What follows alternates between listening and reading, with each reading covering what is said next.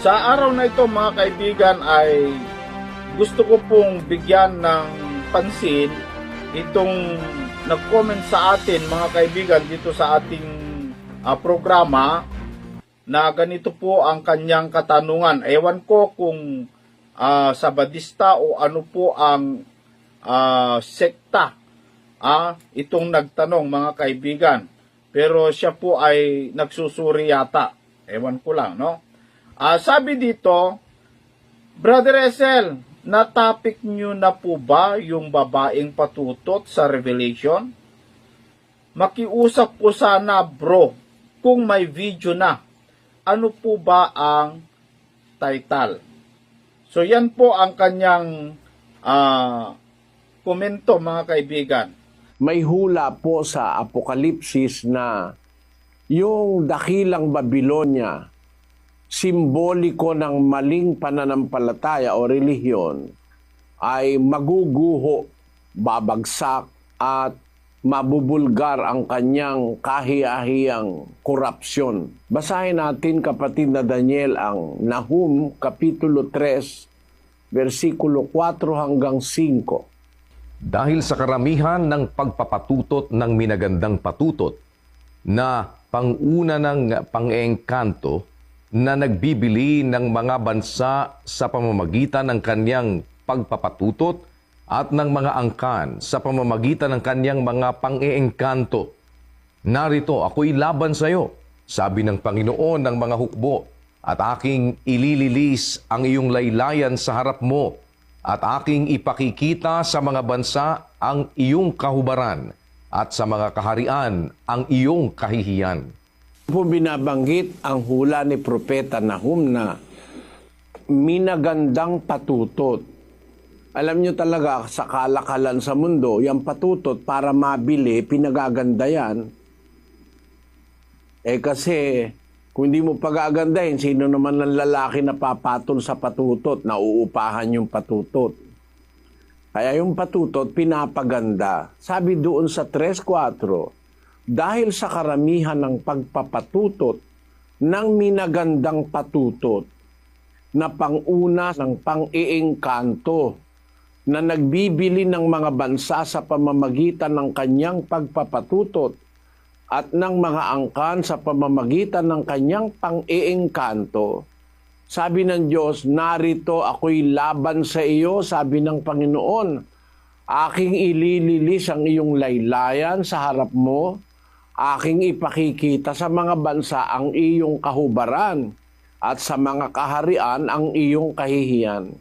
Kaya po ma-expose yung kahihiyan nung dakilang patutot. Yan po ay larawan ng isang grupo ng mga maling relihiyon. Basahin natin ang 17:1 hanggang 5 ng Apokalipsis. At dumating ang isa sa 7 anghel na may 7 mangkok at nagsalita sa akin na nagsasabi, pumarito ka, ipakikita ko sa iyo ang hatol sa bantog na patutot na nakaupo sa maraming tubig, na siyang pinakiapiran ng mga hari sa lupa, at ang mga nananahan sa lupa ay nalasing sa alak ng kanyang pakikiapid. At ako'y kanyang dinalang nasa espiritu sa isang ilang, at nakita ko ang isang babae na nakasakay sa isang hayop na pula, na puno ng mga pangalang pamumusong, na may 7 ulo at 10 sungay. At nararamta ng babae ng kulay ube at ng pula, at nahihiyasan ng ginto at ng mga mahalagang bato at mga perlas, na sa kanyang kamay ay may isang sarong ginto na puno ng mga kasuklam-suklam, at ng mga bagay na marurumi ng kanyang pakikiapid. At sa kanyang noo ay nakasulat ang isang pangalan, Hiwaga, Dakilang Babilonia, ina ng mga patutot at ng mga kasuklam-suklam sa lupa. At nakita ko ang babae na lasing sa dugo ng mga banal at sa dugo ng mga martir ni Jesus. At nang aking makita siya ay nanggilalas ako ng malaking panggigilalas. At sinabi sa akin ng anghel, bakit ka nanggilalas? Sasabihin ko sa iyo ang hiwaga ng babae at ng hayop na sinasakyan niya, na may 7 ulo at 10 sungay. Ayon, Yung nakita na vision ni Juan ay isang babaeng patutot na nakasakay sa isang hayop na mapula na may 7 ulo at 10 sungay. Ang sabi niya kay Juan, bakit ka nang gigilala sa nakikita mo? Sasabihin ko sa iyo kung ano ang hiwaga niyang babae na yan at ng hayop na kanyang sinasakyan. Nung ipaliwanag na po kung ano yung babae na yun na patutot na hinuhulaan ni Propeta Nahum at ipinakikilala sa Apokalipsis, doon sa 17-18 ay ganito po ang nakasulat. At ang babae na iyong nakita ay ang dakilang bayan na naghahari sa mga hari sa lupa. Meron kayong maiisip na isang bayan o city. Yung po salitang bayan sa Tagalog, city yun sa English. The woman which thou sawest is that great city which reigneth over the kings of the earth. Yung palang babae na yon na patutot, yung pala'y isang syudad na naghahari sa mga hari sa lupa. Mag-isip na kayo ng syudad na nakapaghahari pati sa mga hari sa lupa. Yung syudad na yon ang tinutukoy na patutot. Kaya po mga kababayan, hindi maiiwasan na yung pong mga corruption doon sa syudad na yon, sa isang city, ay ma-expose yun. Sabi kasi ng Diyos, ilililis ko, sabi niya doon sa babaeng patutot, ilililis ko ang laylayan ng iyong damit sa harap mo. Ipakikita ko sa mga bansa ang iyong kahubaran at sa mga kaharian ang iyong kahihiyan. Yan po ang dahil, mga kapatid, kaya ang mga bagay sa relihiyon, tinatakpan. Yung mga corruption, itinatagong pilit. May kasabihan po ang mga tao na pwede kang makapangloko ng tao sa isang pagkakataon, pero hindi mo pwedeng lokohin ang lahat ng tao sa lahat ng pagkakataon. Makakahalata sila. At sana makahalata kayo mga kababayan, magsuri tayo. Ang tinatanong po ng ating kaibigan ay napakalawak po mga kapatid, kasi yung babaeng nakita ni Juan doon po sa Revelation chapter 17, ito po ay hindi po literal na babae, kundi mayroon po siyang isinisimbolo. At para matukoy po natin yung babae doon sa Revelation chapter 17 mga kaibigan ay titignan natin ano po yung kanyang pagkakakilanlan, ano po ang kanyang identity, ano? Gusto ko pong basahin ang Revelation chapter 17 para makita natin kung ano po yung kanyang identity. At dumating ang isa sa 7 anghel na may 7 mangkok at nagsalita sa akin na nagsasabi, pumarito ka, ipakikita ko sa iyo ang hatol sa bantog na patutot na nakaupo sa maraming tubig, na siyang pinakiapiran ng mga hari sa lupa, at ang mga nananahan sa lupa ay nalasing sa alak ng kanyang pakikiapid, yung babae. At ako'y kanyang dinalang nasa espiritu sa isang ilang, at nakita ko ang isang babae, sabi ni Juan, na nakasakay sa isang hayop na pula na puno ng mga pangalang pamumusong na may 7 ulo at 10 sungay.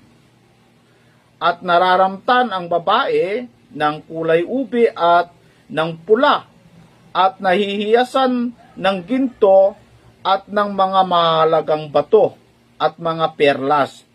Nasa kanyang kamay ay may isang sarong ginto na puno ng mga kasuklam-suklam at ang mga bagay na marurumi ng kanyang pakikiapid.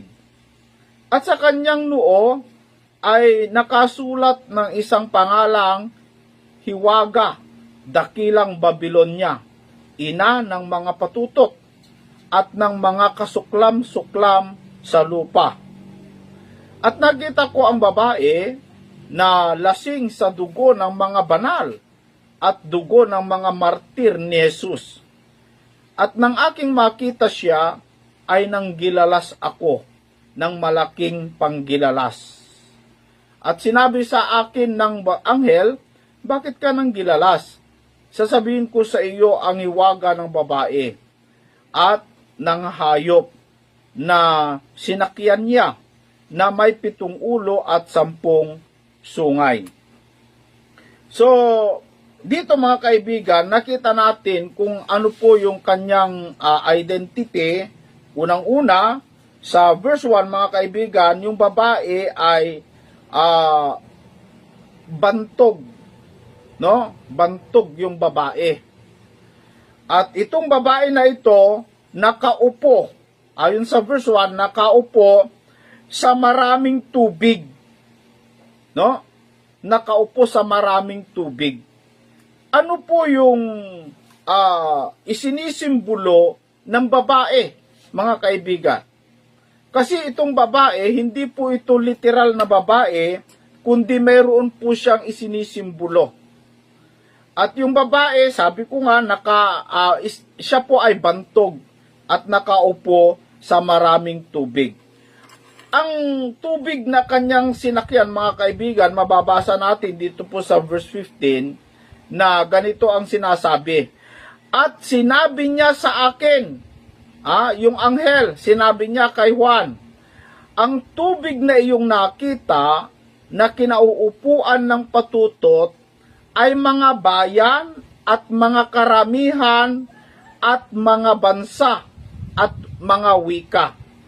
So, hindi po literal na tubig yung inupuan ng babae, mga kapatid, kundi ayon po sa talatang 15, yung tubig daw ay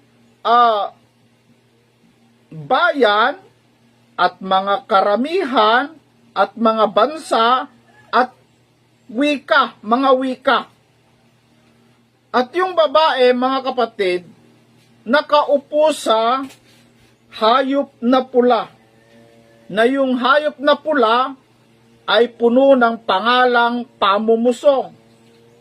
So magkapareho po sila, no? Pero gusto ko pong ipapansin sa inyo, yung babae at saka yung hayop ay magkaiba. Sa mga Sabadista kasi, mga kaibigan, yung Babylonia o yung babaeng patutot, siya daw yung hayop na pula daw, ay tumutukoy daw sa Vatican, mga kapatid, itong hayop na pula. At yung babae daw ay yung papa. Yun po yung paliwanag ng mga Sabadista. Pero makikita natin na hindi po. Magkaiba po. Iba yung hayop na pula, iba din yung babae na patutot. Kasi dito po sa verse 16, at ang 10 sungay na iyong nakita at ang hayop ay siyang nangapupuot sa patutot. So magkaaway sa bandang huli, maging magkaaway yung babae at saka yung hayop na pula. So dito makikita mo na magkaiba, no? At siya'y pababayaan at huhubaran at kakanin ang kanyang laman at siya'y lubos na susupukin ng apoy. So, yung kinauupuan ng babae na hayop na pula, yun din ang maghuhubad sa kanya at kakain. So, ibig sabihin, magkalaban sa bandang huli. Ito, no, mga kaibigan. So, hindi po yung babae ay tumutukoy ng papa at yung hayop ay tumutukoy sa Vatican. Ganun kasi yung paliwanag ng Sabadista, mga kaibigan. So, mali po yun, no? Dito po sa verse 4, ang isa sa pagkakakilanlan ng babae ay nakadamit siya ng kulay ube at siya po ay nahihiyasan ng mga ginto, mga perlas. So napakayaman itong babae, no? At meron po siyang hawak na sarong ginto. Na yung sarong ginto, mga kaibigan, para malaman po natin kung ano po yung sarong ginto. Kasi nakita natin na yung babae, hindi pala ito literal na babae, kundi mayroon po siyang isinisimbolo. At kung ano po ang isinisimbolo ng babae, para maunawaan na po natin, ay dito sa verse 18, at ang babae na iyong nakita ay ang dakilang bayan na naghahari sa mga hari sa lupa. So bayan pala ito. Itong babae, bayan, at bantog siya at nakaupo siya sa maraming tubig, na ang isinisimbolo ng tubig ay mga bayan, wika at bansa. Napakalawak ito, mga kapatid, no? Napakalawak po ito. Yung babae, mga kaibigan, nakahawak ng saro. Ano ibig sabihin ng saro? Ano ibig sabihin ng saro? Si Apostol Pablo, binigyan niya ng kahulugan kung ano po ang ibig sabihin ng saro. Dito po sa unang Korinto, Kapitulo 11 sa versikulo 25, may sinabi po dito ni Apostol Pablo na ito po ay kinuha niya doon po sa naganap na hapunan ng Panginoon. Sabi dito, at gayon din naman, hinawakan ang saro pagkatapos na makahapon, na sinasabi, ang sarong ito'y siyang bagong tipan sa aking dugo. Ayon sa talata, mga kaibigan, yung saro na hinawakan ng Panginoon at ibinigay sa mga apostol ay binigyan ng pakahulugan na sabi dito, ang sarong ito'y siyang bagong tipan. So, ang kahulugan pala ng saro ay tipan. So, yung hawak ng babae, mga kaibigan, tipan. Kaya lang, masama, katulagan, no? Mga kapatid, kasunduan. So, kung yung saro ay kasunduan, batas o tipan, mga kapatid, ang bayang ito, ang dakilang bayang ito, meron po siyang ipapairal na tipan o kasunduan sa buong mundo, pero pamumusong. So yan po ang ating nakikita dito, no? At yung babae, mga kaibigan, ay lasing sa dugo ng mga banal. Ibig sabihin, marami po siyang pinatay. Marami po siyang pinatay, mga banal, at ito ay mga martir ng ating Panginoong Hesukristo. Napakasama itong bayang ito, mga kababayan. So nakita natin na itong bayang ito o itong patutot na ito, siya yung pinagkakasala, siya yung sinisisi ng Diyos sa pagpatay sa lahat ng mga banal.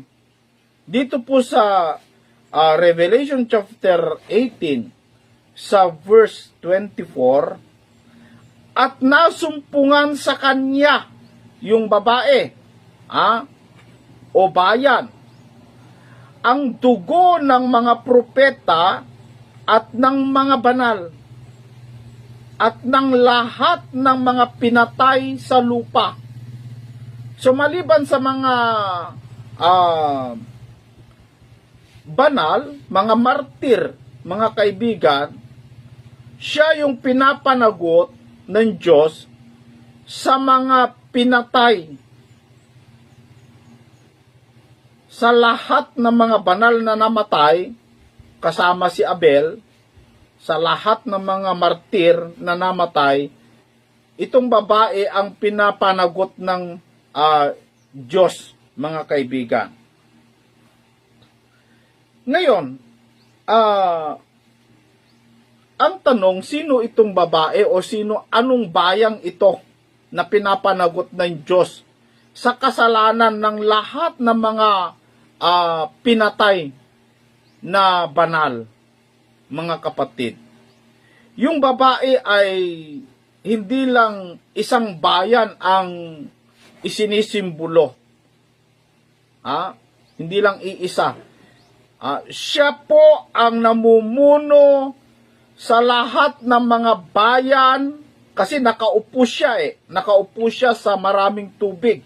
Na ang ibig sabihin ng tubig ay mga bayan, wika, bansa, ayon po dito sa verse 15 ng Revelation chapter 17. So siya ang pinakadakila sa lahat ng mga bayan na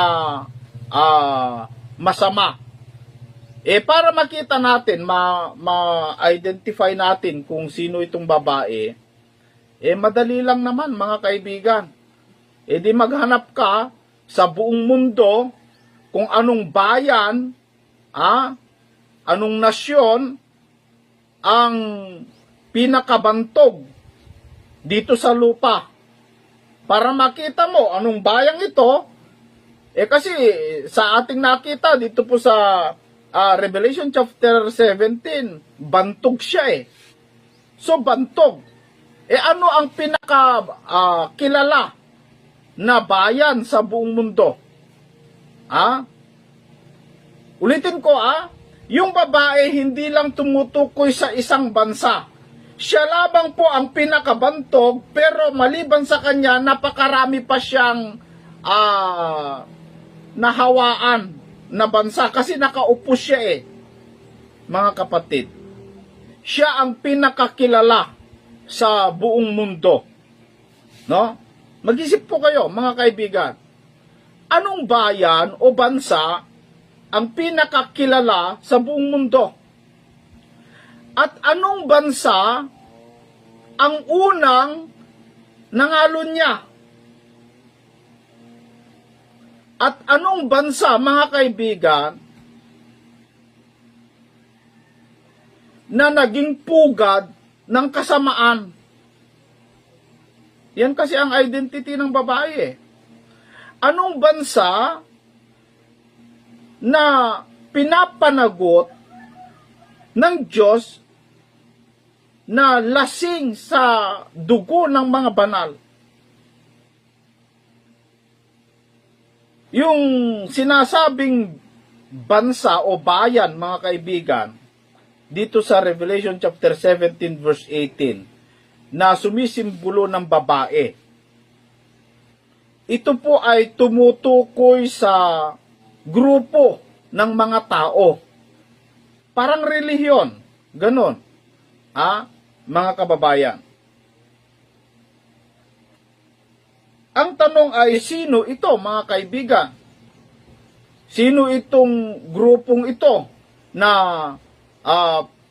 pinapanagot ng Diyos sa lahat ng mga kasamaan dito sa lupa? Magbasa po tayo, mga kapatid. Bibigyan ko lamang po kayo ng idea, bagamat hindi ko naman po ito ipipilit. Kung ayaw nyo pong maniwala, nasa sa inyo po yon, mga kababayan. Hindi ko ito ipipilit, pero ayon po sa aking pagkaunawa sa banal na kasulatan, ayon doon sa ating nakitang pagkakakilanlan ng babae, identity ng babae, so ma-identify po natin kung sino po siya. Ayon dito sa banal na kasulatan, magbasa po tayo ng Biblia, mga kaibigan, kasi mas maganda po kung Biblia po ang ating pagpaliwanagin tungkol po sa nakita nating identity ng babae.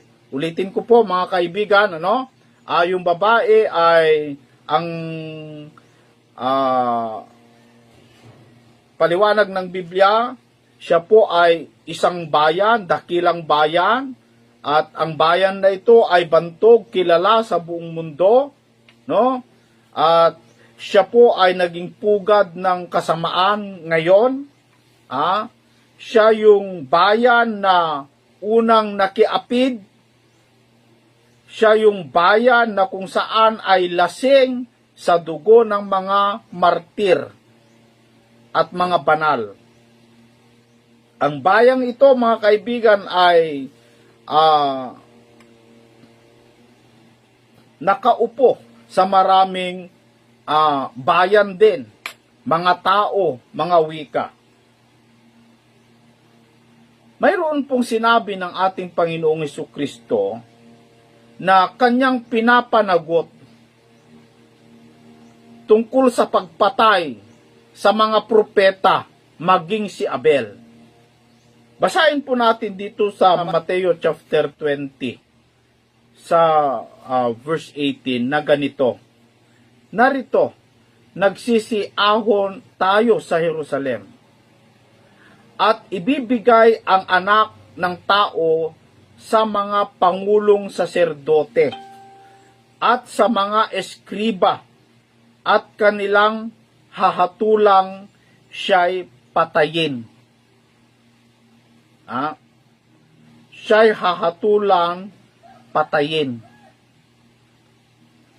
Sa chapter 23, sa verse 37, ganito pa ang sinabi ng ating Panginoong Hesukristo.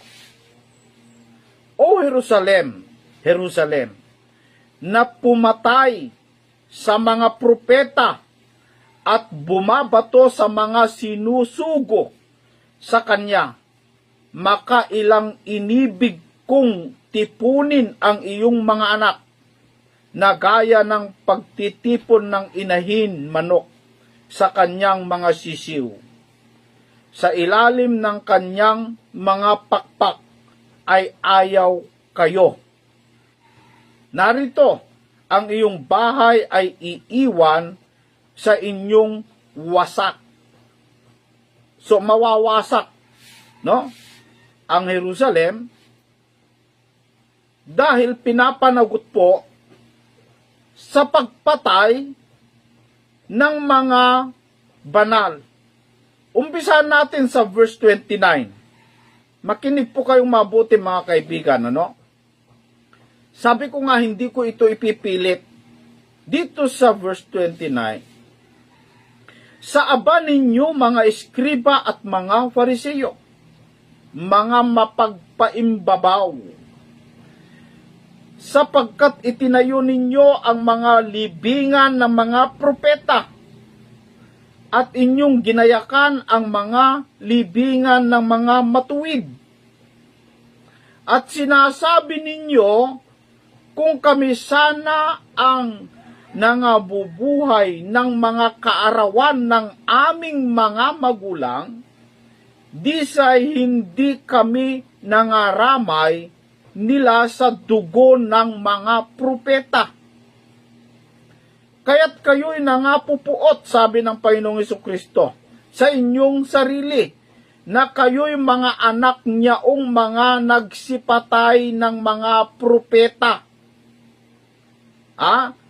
Yung mga pumatay sa mga propeta, kamag-anak, kalahi itong mga Fariseyo, mga kaibigan. Kalahi. Magbasa po kayo ng history, malalaman nyo yan, mga kapatid. Punuin nga ninyo ang takalan ng inyong mga magulang. Sabi ng Panginoong Hesukristo, kayong mga ahas, tinawag niyang mga ahas ang mga Fariseyo, mga kababayan, kayong mga lahi ng mga ulupong, paanong mga kakawala kayo sa kahatulan sa impyerno. Kaya't narito sinusugo ko sa inyo ang mga propeta at mga pantas na lalaki at mga eskriba.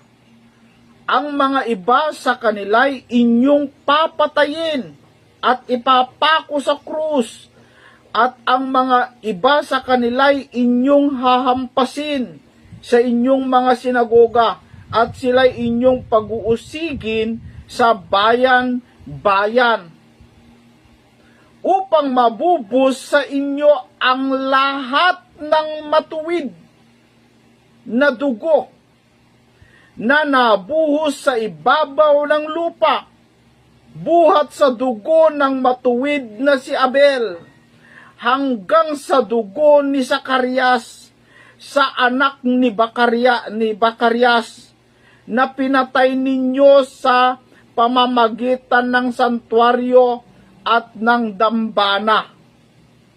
Katotohanang sinasabi ko sa inyo, sabi ng Panginoong Jesucristo, ang lahat ng mga bagay na ito ay darating sa lahing ito. Maliwanag po mga kaibigan, na ang pinapanagot ng ating Panginoong Jesucristo na pumatay sa mga banal, mga propeta, mula sa kay Abel hanggang sa panahon ng Panginoong Jesucristo ay ang mga Fariseyo. Meaning, mula kay Cain, naging kalahi niya itong mga Fariseyo. Hanggang sa Tower of Babel, hanggang sa Babylonia, sa Ehipto, mga kaibigan, ay tinatawag na mga ulupong, lahi ng mga ulupong, mga kapatid. Hanggang sa panahon ng Panginoong Jesucristo ay tinawag na mga Fariseyo itong mga pumatay sa mga propeta. Sino yung mga pumatay sa mga martir ni Jesus? Nakalahi itong mga Fariseyo, mga kaibigan, na binansagan ng Panginoong Jesucristo na ulupong, lahi ng mga ulupong. Makikita nyo sa screen, mga kapatid, kung anong relihiyon, mga kababayan, ang nalahian itong mga Fariseyo. Tandaan po ninyo, ang mga Fariseyo, tinawag ni Kristo na ulupong o ahas. At itong mga Fariseyo, ang mga ninuno ay pumatay sa mga propeta mula pa kay Abel. Sinong naunang pumatay kay Abel? Si Cain. So si Cain, lahi ng ulupong. Hanggang sa Tower of Babel, kung babasahin niyo po yung history, hanggang sa Ehipto. Ang Ehipto kasi, mga kaibigan, ay meron siyang simbolo na ahas basahin mo ang history, maunawaan mo. Hanggang sa Panginoong Jesucristo at hanggang sa panahon natin, makikita pa rin natin ang kalahi ng ulupong na yan. Nakikita nyo sa screen, mga kapatid. Kung anong klaseng relihiyon ang may lahing ulupong. Kung gusto nyong malaman, mga kapatid, yung pumatay sa mga martir ni Jesus, magbasa kayo ng history doon po sa Inquisition, makikita po ninyo sa tinatawag nilang Dark Ages, kung sino yung pumatay na napakaraming martir ni Jesus. Alam yan ng mga taga punto por punto. Alam nyo po kung sino yung pumatay sa mga napakaraming martir ni Jesus. Pati si Rizal pinatay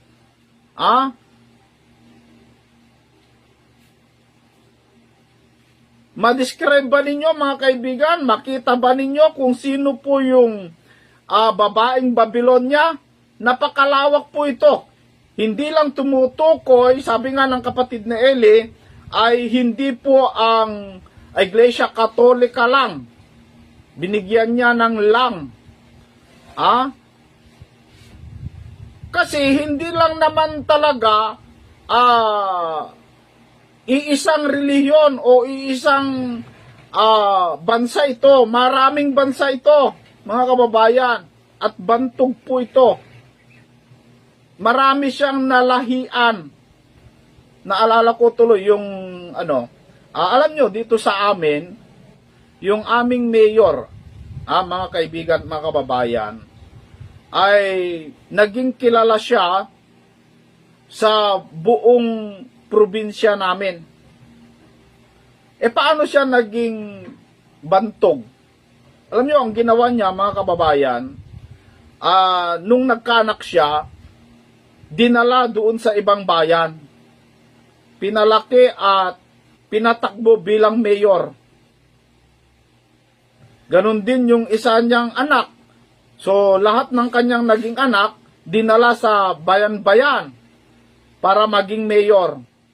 Hanggang tumakbo yung aming mayor ng gobernador dahil naging bantog siya.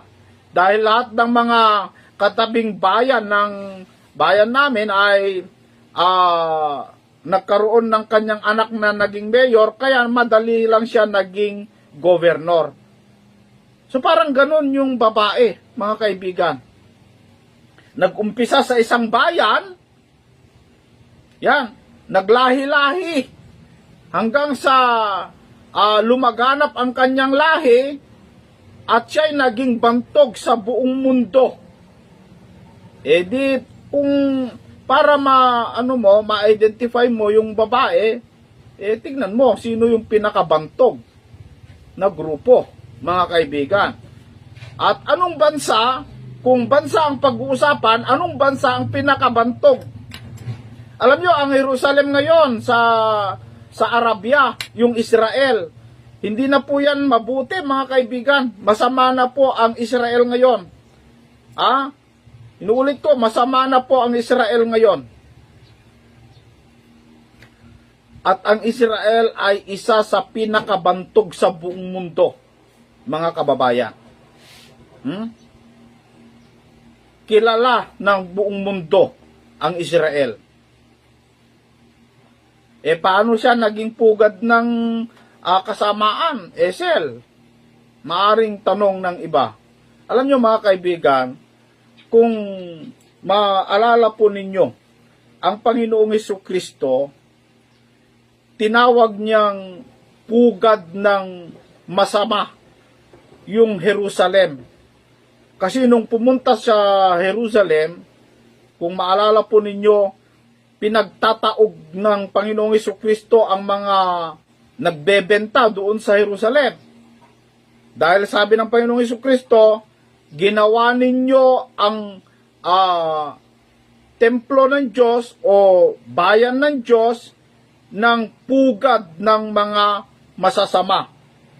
Basahin po natin dito po sa Matthew chapter 21 sa verse 10, at nang pumasok si Jesus sa Jerusalem ay nagkagulo ng buong bayan na nagsasabi, sino kaya ito? At sinabi ng mga karamihan, ito'y isang propeta, Jesus na taga Nazaret. Pumasok si Jesus sa templo ng Diyos at itinaboy niya ang lahat ng nangagbibili at nangamimili sa templo, at ginulo niya ang mga dulang ng mga mamamaliit ng salapi at ng mga upahan ng mga nagbibili ng mga kalapati. At sinabi niya sa kanila, nasusulat, ang aking bahay ay tatawaging bahay panalangina. Datapwat ginawa ninyong yungib ng mga tulisan. So, ginawa nilang yungib ng mga tulisan. Sinong gumawa? Mga Fariseo. At hanggang ngayon, mga kaibigan, kung titignan po ninyo ang Jerusalem ngayon, lahat ng mga lugar kung saan pumunta ang Panginoong Hesukristo, ginawang business. Tourist spot, mga kababayan. Naging masama na po. Puro business na. Puro pagkakakitaan na ang ginagawa dyan sa Jerusalem, dyan sa Israel. Yung kung saan nagbautismo ang Panginoong Hesukristo, ginawang tourist spot. Kung saan umakyat si Sakeo sa Kayong Sikomuro, kung saan dumaan ang Panginoong Hesukristo, ginawang tourist spot. Lahat, mga kapatid, lahat na pinuntahan ng ating Panginoong Hesukristo, ginawa nilang business site. Naging masama na ngayon. Pati mismo yung Jerusalem, ginawa na nilang pugad ng kasamaan. So hindi na po malinis ang Israel ngayon, mga kababayan. At mula sa Jerusalem, ang kasamaan na lahi ng mga ulupong na pumatay sa mga inquisition. Basahin nyo ang history para mas maliwanag, mga kapatid. Hindi ko man ito masyadong may paliwanag sa inyo, pero yung nakakaunawa o nakabasa sa history, makikita ninyo kung sino yung mga kamag-anak itong mga ulupong na Fariseo. So, yan lamang po, mga kaibigan. Sana po ay nagkaroon po kayo ng idea. Ulitin ko, hindi ko po ito ipipilit sa inyo, pero maaaring ito po ay magiging daan ninyo, gabay ninyo para malaman at matukoy yung babaeng patutot. Maraming salamat po sa inyong lahat. Hanggang sa muli po, mga kapatid.